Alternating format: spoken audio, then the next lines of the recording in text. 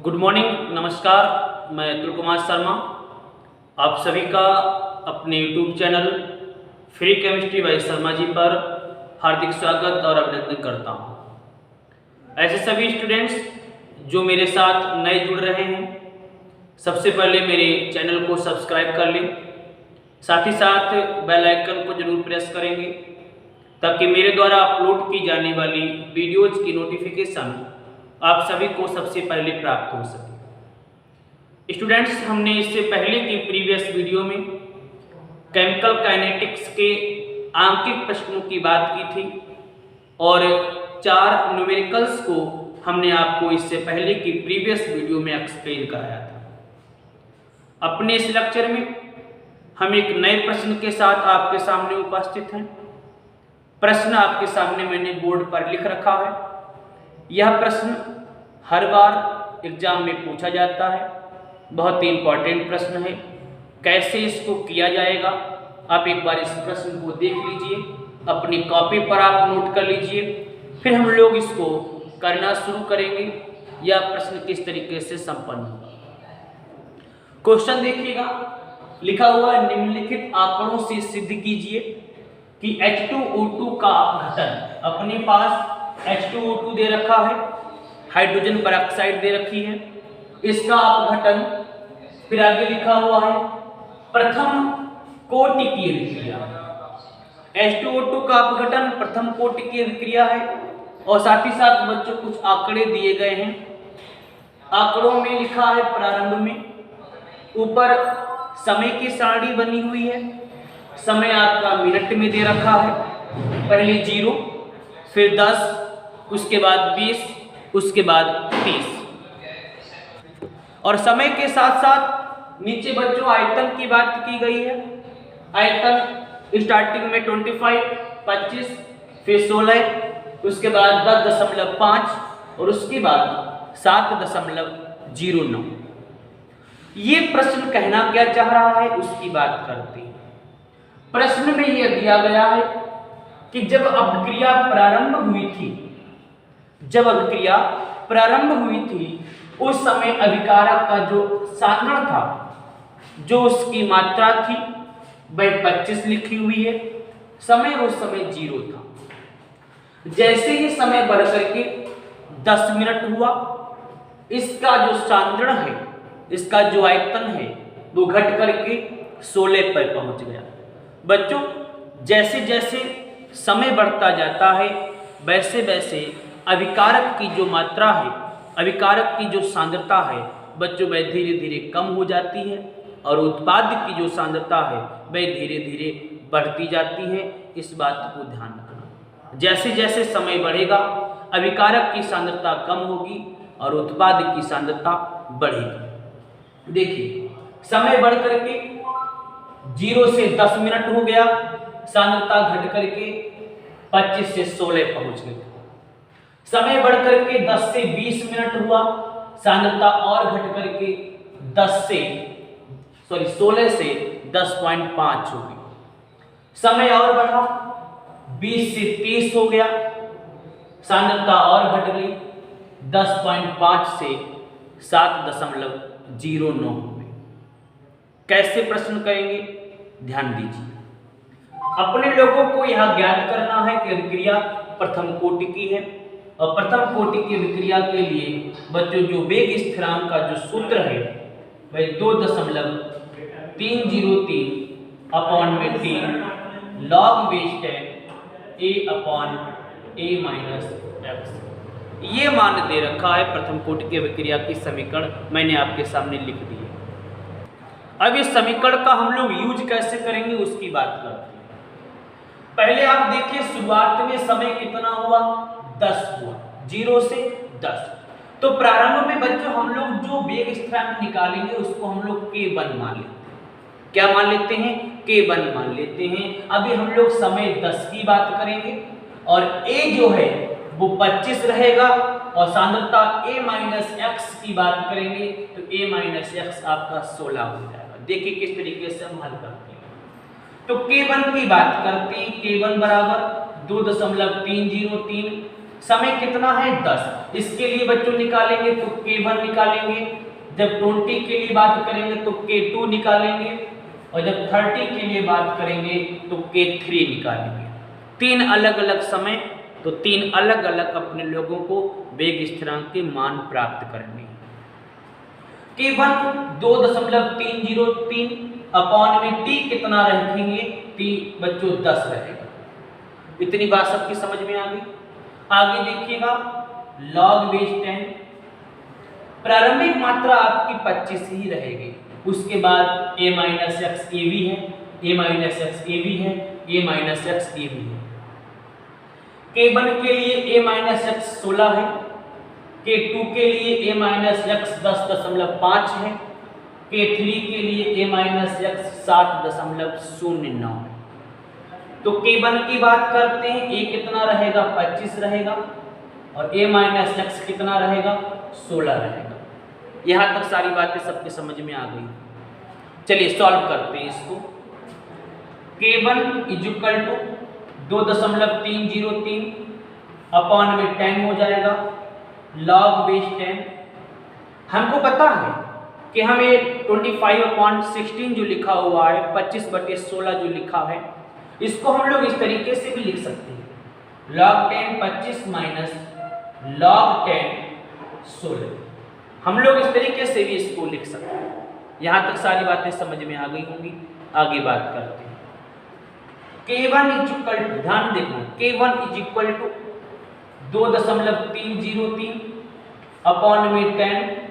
अब आप देखिएगा log 25 को अपने लोग 5 की पावर 2 लिख सकते हैं, 5 की पावर 2 लिख सकते हैं, माइनस में log बेस 10 4 की पावर 2 हो जाएगा। यहाँ तक सारी बातें समझ में आ गई हूँ तो एक बार इसका स्क्रीनशॉट ले लीजिए, फिर मैं आगे बात करता हूँ। यहाँ तक सारी बातें स्पष्ट हो तो इसका स्क्रीनशॉट ले लीजिए, मैं इसको रफ कर देता हूँ। सभी लोगों ने इसको नोट कर लिया होगा। चलिए मैं इसको रफ किए देता हूँ, आगे बात करते हैं। अब हम लोग एक काम करते हैं, K1 is equal to 2.303 upon में 10 रहेगा। ये जो 5 की पावर में लगा हुआ है, इस पावर को हम लोग आगे लिख सकते हैं, 2 log 10 5 माइनस 2 log 10 4। इस तरीके से बच्चों हम लोग इसको नोट कर सकते हैं। जो पावर लगी है उसको आगे लिख लेंगे, 2 log 10 5 माइनस 2 log 10 4। यहाँ तक सारी बातें स्पष्ट हो गई हो तो बच्चों कमेंट्स बॉक्स में जरूर बताएं। मैं इस नीचे के हिस्से को रख के देता हूं, आगे सॉल्व करते हैं। K1 is equal to 2.303 upon में 10। आगे देखिएगा किस तरीके से हम लोग इसको हल करते हैं। आप लोग मोबाइल से कैलकुलेशन जरूर करेंगे। log 5 का मान जिसको पता है अपने आप तुरंत नोट कीजिए, मैं यहाँ पर नोट करता हूँ। log 5 का मान, log 5 का मान बच्चों प्राप्त हो रहा है 0.69। ये log 5 का मान बच्चों प्राप्त हो रहा है। उसके बाद देखिए 2 मल्टीप्लाई log 4 का मान देखिए, log 4 का मान मिल रहा है 0.60। ये मान बच्चों अपने को प्राप्त हो रहा है। हमने इसको नोट कर दिया। चलिए आगे बात करते हैं। K1 is equal to 2.303 upon 10 multiply कीजिए, 2 की मल्टीप्लाई करेंगे 0.69 से, तो ये हो जाएगा 1.38। माइनस का चिन्ह लगा दिया, 2 की मल्टीप्लाई करेंगे 6। एक बार फिर से देख लो इसको, हम लोग 2 की मल्टीप्लाई करने वाले हैं 0.60 से, तो ये आपका हो गया 1.2। ये आपका हो गया 1.2। इसको सॉल्व करेंगे। K1 is equal to 2.303 upon में 10 रहेगा। इसकी मल्टीप्लाई, इसको माइनस कीजिए, 1.38 और इससे पॉइंट हल करेंगे 0.18 और इसको हल करिए तो कितना अपने को प्राप्त होता है, जरा इसको एक बार हल कर लीजिए। हल करेंगे तो कितना मान प्राप्त होगा, हम लोग उसकी बात कर लेते हैं। 2.303 की मल्टीप्लाई हम लोग 0.18 से करते हैं और डिवाइड कर देते हैं 10 से, तो के आपको K1 मिलने वाला है 0.041। मिनट में दे रखा है तो मिनट ऊपर जाएगा तो मिनट इनवर्स हो जाएगा। आप देखिए अपने लोगों ने K1 को फाइंड आउट कर, K1 कितना आया 0.041 मिनट इनवर्स। K1 की बात की हम लोगों ने। हम लोग आगे बढ़ते हैं, अब K2 इसी प्रकार से प्राप्त करेंगे। यहाँ तक सारी बातें सबकी समझ में आ गई होंगी। चलिए आगे स्टार्ट करते हैं। इसको एक बार स्क्रीनशॉट ले लीजिए, फिर मैं आगे बढ़ता हूँ।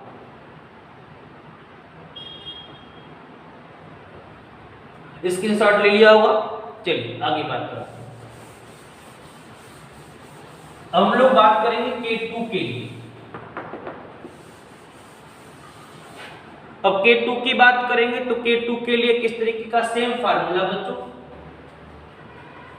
K2 is equal to 2.303 upon में T log base 10 A upon A minus X. वही फार्मूला लगाएंगे।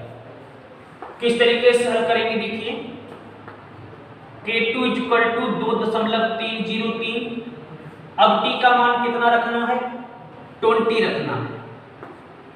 log बेस 10 A उतना ही रहेगा आपका 25 ही, और A माइनस एक्स कितना हो जाएगा 10.5। हल करिए, K2 is equal to 2.303 upon में 20, और इसको किस तरीके से लिखेंगे, log बेस 10 5 का वर्ग हो जाएगा माइनस log बेस 10 इतनी बात सबकी समझ में आ गई। हल करते हैं आगे, K2 is equal to 2.303 upon में 20, ये आपका log 2 log base 5 minus log base 10.5, ये अपने को प्राप्त हुआ। इसको आगे हल करेंगे, K2 is equal to 2.303 upon में 20 log 5 का मान, अभी आपको बताया भी था log 5 का मान अपने आप रखिए। जो स्टूडेंट्स अपने आप रख सकते हैं बच्चों वो मान निकालें। मैं log 5 की बात करता हूं। log 5 का मान आ रहा है 0.69, माइनस का चिन्ह लगा दिया। log 10.5 का मान, log 10.5 का मान मिल रहा है 1.01। जरा इसको आगे हल कीजिए, कैलकुलेशन अपने आप करिए। इसको हल करते हैं, देखते हैं कितना मान मिलता है। K2 बराबर 2.303 अपॉन में 20, ये कितना रहता है, 2 की मल्टीप्लाई कीजिए 1.38 minus 1.01। K2 is equal to 2.303 upon में 20, इसको हल करते हैं 1.38 माइनस 1.01, ये आपका आ रहा है 0.37। सारे लोग कैलकुलेशंस कर सकते हैं। किसी को कोई समस्या आ रही हो कमेंट्स बॉक्स में जरूर बताएं। अब इसको हल कीजिए, 2.303 की मल्टीप्लाई कीजिए 0.37 डिवाइड बाई 20। जब हम लोग 20 से डिवाइड करेंगे तो इसका मान भी बच्चों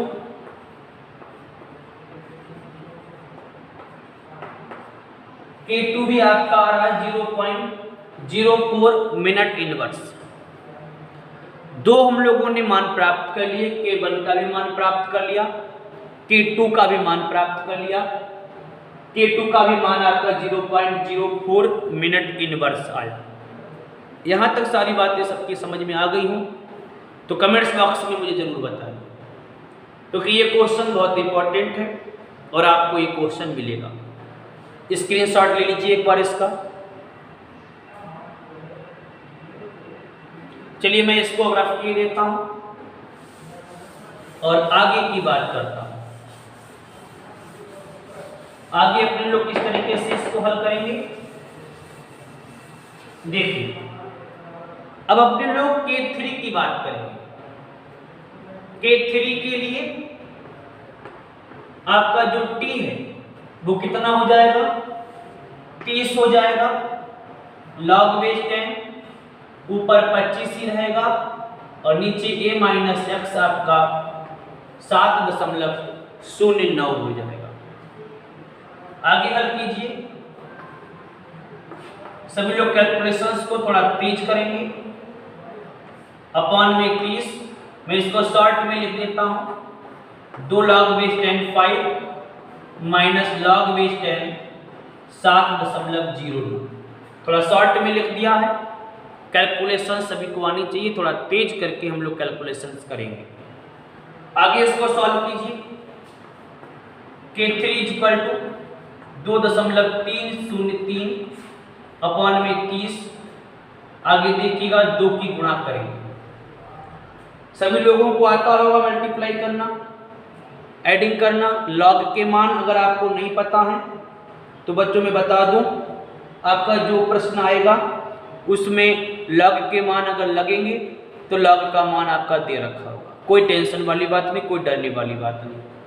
तो log 5 का जो मान मिल रहा है 0.69 मिल रहा है, हमने इसको लिख दिया। और log 7.09 का जो मान है, 7.09 का जो मान है वो आपका दे रखा 0.85, ये मान मिल रहा है। चलिए इसको आगे हम लोग सॉल्व करते हैं। K3 इक्वल टू 2.303 अपॉन में 30, ये कितना आएगा, कितना आएगा जरा इधर वाले पोर्शन को हल कीजिए। 2 की मल्टीप्लाई करेंगे तो ये आपका इतना हिस्सा आ जाएगा 1.38 माइनस में 0.85, ये मान मिल रहा है। K3 बराबर 2.303 अपॉन में 30, ये कितना आएगा इसको देखते हैं। ये आ रहा है आपका 0.53 और इस कंप्लीट पोर्शन को हल करते हैं तो देखते हैं कितना मिलता है। 2.303 की मल्टीप्लाई करनी है 0.53 से, डिवाइड करना है 30 से, तो ये आपका आ रहा है 0.040। ये भी आपका क्या रहेगा, मिनट इनवर्स। तो आपने देखा, हमने भी आपके सामने K1 को निकाला, K2 को निकाला और K3 को निकाला। इस तरीके का प्रश्न मिलेगा तो आपको ध्यान रखना है, डिजिट चेंज हो सकती है, किसी भी तरीके से पूछ सकते हैं, लेकिन अगर इस तरीके के आंकड़े दे रखे हैं तो मेथड जो होगा सवाल निकालने का वो सेम रहेगा। सबकी समझ में आ गई होगी। चलिए अब आगे बात करते हैं। अपने लोगों ने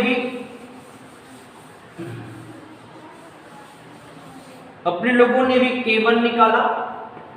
K1 का मान भी बच्चों अपने को इस तरीके का प्राप्त हुआ, मिनट इनवर्स।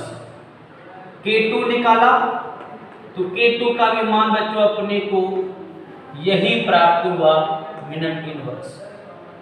K3 जब निकाला तो इसका भी मान अपने को यही प्राप्त हुआ, मिनट इनवर्स। यही तीनों मान प्राप्त हुए। बच्चों अगर K1 is equal to K2 is equal to K3 अगर ये रहता है तो रिएक्शन आपकी प्रथम कोटि की होगी। कौन से कोटि की होगी?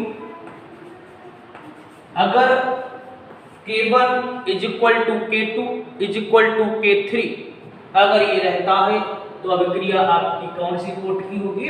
प्रथम कोटि की होगी। और इस अभिक्रिया में आपने देखा K1, K2 और K3 के मान बराबर हैं। इसका मतलब ये जो अभिक्रिया आपकी दे रखी है H2O2 का अपघटन वह किस कोटि की अभिक्रिया होगी? प्रथम कोटि की अभिक्रिया होगी। आई होप आपको यह लेक्चर अच्छा लगा होगा। यदि किसी प्रकार की कोई समस्या है, कोई डाउट है तो आप लोग तुरंत मुझे कमेंट्स बॉक्स में जरूर बताएं। इस लेक्चर में इतना ही। मैं नेक्स्ट लेक्चर में एक बार फिर आपके सामने एक नई न्यूमेरिकल के साथ उपस्थित हूँगा। तब तक के लिए घर पे रहिए, सेफ रहिए।